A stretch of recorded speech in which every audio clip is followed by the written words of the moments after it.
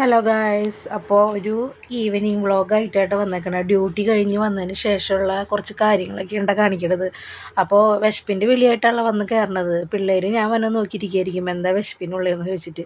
അപ്പോൾ ഞാൻ നോക്കിയപ്പോൾ ഒന്നുമില്ല, വാങ്ങിക്കാനായിട്ട് മറന്നും പോയി. അപ്പോൾ ഞാൻ നോക്കിയപ്പോൾ ബ്രെഡ് ഇരിക്കുന്നുണ്ട് ഫ്രിഡ്ജിൽ, കുറച്ച് മൈദ ഇരിക്കുന്നുണ്ട്. അപ്പോൾ നന്നായൊരു ബ്രെഡ് ടോസ്റ്റ് ഉണ്ടാക്കാമെന്ന് വെച്ചിട്ട് കുറച്ച് മൈദ കലക്കിയിട്ട് ബ്രെഡ് അതിനകത്ത് മുക്കി പൊരിച്ച് അങ്ങനെ എടുത്തു. അത് അവർക്ക് ഇഷ്ടമാണ്. അതാകുമ്പോൾ വലിയ അധികം ഭാരപ്പെട്ട പണിയൊന്നുമില്ലല്ലോ, പെട്ടെന്ന് തന്നെ പണി കഴിക്കാമല്ലോ.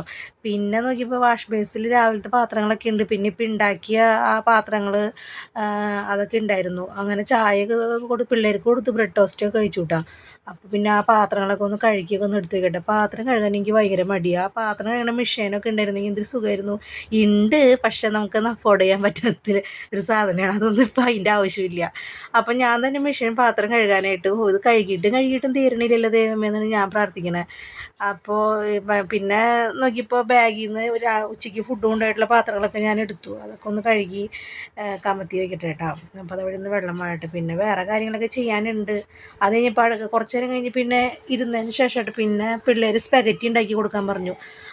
ഒരു പാക്കറ്റും കൂടി ഉണ്ടായിരുന്നുള്ളൂ, ബാക്കിയത്തെയൊക്കെ കഴിഞ്ഞു. അപ്പോൾ അവൾക്കത് ഉണ്ടാക്കി കൊടുത്തേ പറ്റുമെന്ന് പറഞ്ഞുകൊണ്ട് അപ്പോൾ ഞാനത് ഉണ്ടാക്കാനായിട്ട് എടുത്തിട്ട് വരാൻ കേട്ടോ. അപ്പോൾ അത് കുറച്ച് വേവ് കൂടുതലതിന്. അപ്പോൾ അത് കുറച്ച് നേരം വേവിക്കണം. അത് ഒടിച്ചെടുക്കാനായിട്ട് ഇത്തിരി പാടായിരുന്നു കേട്ടോ. അങ്ങനെ ആ സാധനം എടുത്ത് വാങ്ങിച്ച് വെച്ചിട്ട് കുറച്ച് നാളായി.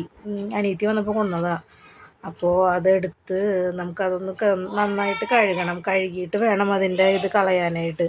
കഴുകി നല്ലോണം അതിൻ്റെ ഇത് കളയണം. അതിൻ്റെ ആ പശ നല്ല പോലെ ഇങ്ങനെ കഴുകി കളയണത്. കളഞ്ഞിട്ട് പിന്നെ കുറച്ച് നമ്മൾ ഈ പാസ്തയൊക്കെ വേവിക്കണോണം ഇത്തിരി ഉപ്പും കുറച്ച് ഓയിലും കൂടി ഒഴിച്ചിട്ട് ഒട്ടിപ്പിടിക്കാത്ത രീതിയിലാവാൻ വേണ്ടിയിട്ടിട്ട് അത് വേവിച്ചെടുത്തിട്ട് പിന്നെ നമ്മൾ അത് ഉണ്ടാക്കണ പോലെ തന്നെ ഉണ്ടാക്കിയാൽ മതി. വേറെ പ്രത്യേകതയൊന്നുമില്ല ഇതിന്.